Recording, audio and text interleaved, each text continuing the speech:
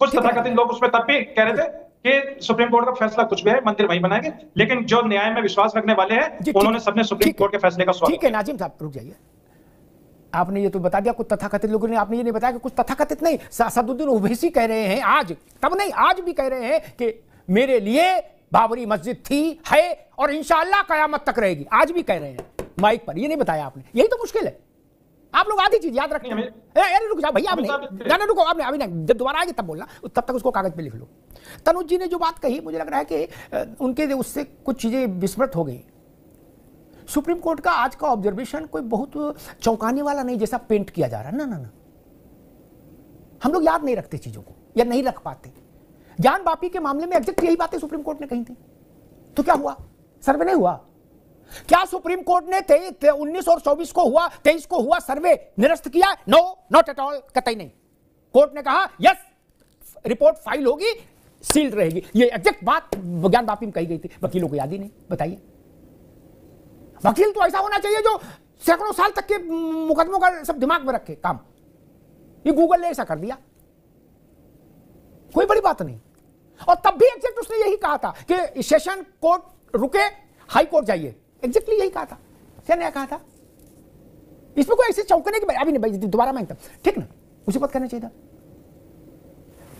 Session court का आदेश सर्वे का हम निरस्त करते हैं, सुप्रीम कोर्ट ये भी कह सकता था। नो, वो ये भी कह सकता था वो रिपोर्ट अब कभी सबमिट नहीं होगी, कह सकता था। एपेक्स कोर्ट है, कौन रोक सकता है? नहीं कहा ना, उस जगह रिपोर्ट फाइल होगी, यार ठीक है, सील बंद रहेगी जब तक। अरे रुको भाई, जब तक हाई कोर्ट ये तय न कर ले कि कब खोलना है, कैसे खोलना है, मुंह दिखाई कब होगी। क्या ज्ञान वापी की भी सर्वे की रिपोर्ट कोर्ट ने यही कहा था कि सील बंद रखिए।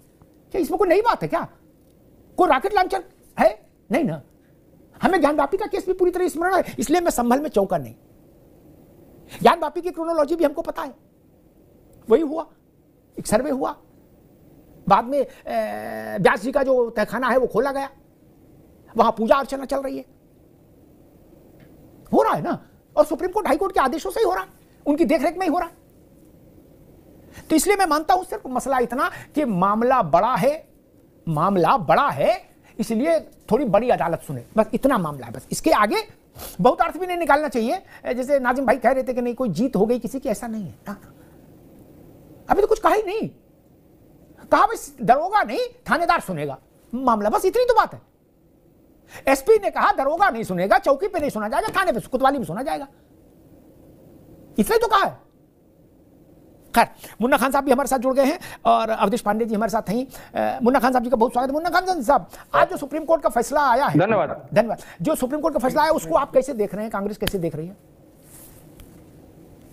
देखिए, सुप्रीम कोर्ट का फैसला बहुत ही समय पे बहुत निर्णायक फैसला आया और ये दर्शा रहा है कि जो बहुत जल्दबाजी की गई, ये हम नहीं कह रहे, कांग्रेस पार्टी का कोई कार्यकर्ता प्रवक्ता नहीं कह रहा, ये सुप्रीम कोर्ट कह रहा, माननीय न्यायाधीश का कहना है कि कहीं ना कहीं इस केस में बहुत ही जल्दबाजी हुई।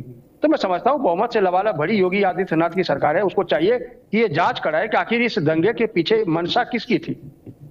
कहीं ना कहीं ये दंगा जो जिस राज्य का मुख्यमंत्री छाती पीट के कई राज्यों में कहता हो कि हमारे राज्य में ऑल इज वेल है, उस राज्य में इस तरीके से भीषण दंगे हुए, कई लोगों की जान चली गई, कई लोगों पे अत्याचार हुए, कई लोग बेघर हो गए, तो आखिर ये करवाया किसने? इतनी शक्तिशाली मुख्यमंत्री होते हुए भी आपके राज्य में दंगा भड़क जा रहा है और आप कहते हो कि नहीं यहाँ ऑल इज वेल है। दूसरी बात मैं बता दूं कि दंगा के पीछे का रीजन समझिए। पहली बात, मुंबई में जिस तरीके से सरकार गिरी वो केस पेंडिंग है, लगभग 64 ऐसे केस है जो 4-5 साल से लगातार पेंडिंग है। राजनीतिक केस बता रहा हूं मैं, राजनीतिक से रिलेटेड केस बता रहा हूं, वहां कोई सुनवाई नहीं होती। लेकिन जहां मंदिर और मस्जिद की बात आती है वहां 2 घंटे में फैसला होता है। और एक बहुत अमिताभ जी आश्चर्यजनक बात है कि आजकल एक फैशन बन चुका है कि मस्जिद में ही मंदिर ढूंढो। आप चर्च में क्यों नहीं मंदिर ढूंढा जा रहा, गुरुद्वारे में क्यों नहीं मंदिर ढूंढा जा रहा? तो कहीं ना कहीं जो मुस्लिम समुदाय है उसको एक टारगेट करने की कोशिश है सरकार की मंशा है, और ये मंशा साफ साफ जाहिर हो रही है। जिस तरीके चाहे नारे हो, चाहे उसके ऊपर अत्याचार हो या उसके कॉलोनी में दंगे हो। अब रुकना होगा। अब मैं अवधेश पांडे जी के पास चलूंगा, लेकिन 2-3 बातें मुझे जरूर कहनी चाहिए। मुन्ना भाई ने जो बात कही कि सुप्रीम कोर्ट ने कहा है कि वो कोई गलत फैसला दे दिया, सेशन ने ऐसा कुछ नहीं कहा। उनका सेशन को फैसले को लेकर हमें आपत्तियां मिली हैं, सेशन के फैसले में आपत्तियां सुप्रीम कोर्ट को नहीं मिली, लोगों ने आपत्तियां की, मस्जिद कमेटी गई इसलिए थी कि आपत्ति थी। ठीक, एक कांग्रेस ने कहा कि बहुत जल्दी कर दी गई, इतनी जल्दी क्यों कर दी गई, इसके पीछे साजिश है।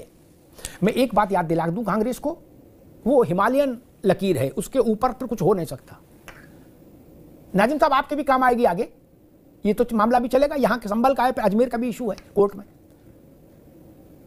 जब अयोध्या में ताला खोलने का फैसला हुआ तब ना फैक्स था, ना कंप्यूटर था, ना मोबाइल था। नाजिम साहब और भैया दीक्षित जी आप भी सुनो, क्या कुछ नहीं था। टेलीफोन ऐसे वाला था, हेलो, एक्सचेंज के थ्रू, क्या तब 45 फैसला हुआ और 45 मिनट के भीतर ताला खुल गया और दूरदर्शन पर लाइव टेलीकास्ट हो गया। क्या उतनी जल्दी तो आज तक किसी ने नहीं की जितनी कांग्रेस ने की थी, राजीव गांधी ने। उतनी जल्दी योगी जी कहां कर पाए? न मुन्ना खान साहब 3 घंटे में इंप्लीमेंट करा रहे, 4 घंटे बाद उसमें भी सवाल उठा रहे। अरे भाई आप तो 45 मिनट में करा चुके हो हुजूर।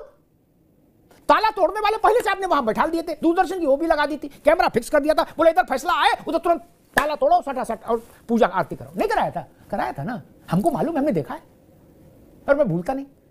तो काहे को परेशान हो भाई? जब ये तेजी से क्रियान्वयन होना तो कोई गुनाह नहीं। और मुन्ना भाई कह रहे कि ऐसे ऐसे फैसले पड़े हैं और इतने सालों से, और मंदिर मस्जिद। भोपाल गैस त्रासदी कांड हुआ था मुन्ना खान साहब आपकी सरकार के समय, तब डबल इंजन की सरकार थी, अर्जुन सिंह मध्य प्रदेश में थे और इधर भी आपकी सरकार थी। उसको आपके लोग जहाज में बैठा के छोड़ के आए, आज तक उस मुकदमे का कोई हील हाल हुआ नहीं ना। 84 के दंगे, 3000 से ज्यादा सिख मारे गए देश भर में, क्या हुआ? मुकदमा ही चल रहा है ना। उसके बाद आपकी सरकारें कितने साल रह गई?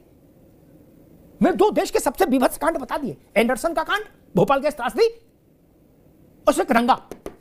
क्या न्याय दिया? आज भी चूड़ा भट्टी के इलाके के लोग बीमार पैदा हो रहे हैं, उनको न्याय मिल गया? भोपाल में 30,000 लोग मारे गए थे एक ही रात में, न्याय मिल गया? आज भी वकील साहब वकील कचहरी जा रहे हैं, केस चल रहे हैं। तब कोर्ट जल्दी करे तो नाराज और देर करे तो नाराज। तब क्या करे? पार्टियों से पूछ के फैसला करे? नहीं, कोर्ट को अपने ढंग से फैसला करनी है। अवधेश पांडे जी, कांग्रेस कह रही है कि मुझे लग रहा है कांग्रेस आपको ये सलाह दे रही है कि दंगाइयों से निपटने में आपने थोड़ी कम सख्ती दिखाई, ऐसा मुझे लग रहा है मुन्ना जी की बात से, क्योंकि वो कह रहे इतने समर्थ मुख्यमंत्री के रहते दंगा कैसे हो गया।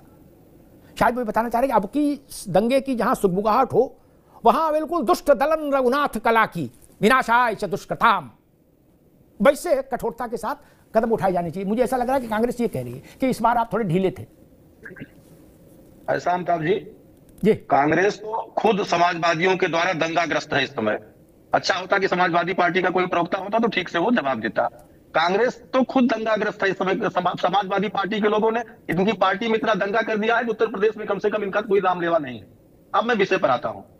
नहीं, अखिलेश जी ने एक मिनट अवधेश, अखिलेश जी ने कहा है कि कांग्रेस फिनिश्ड हो चुकी है। उनका शब्द है कि कांग्रेस फिनिश्ड। जी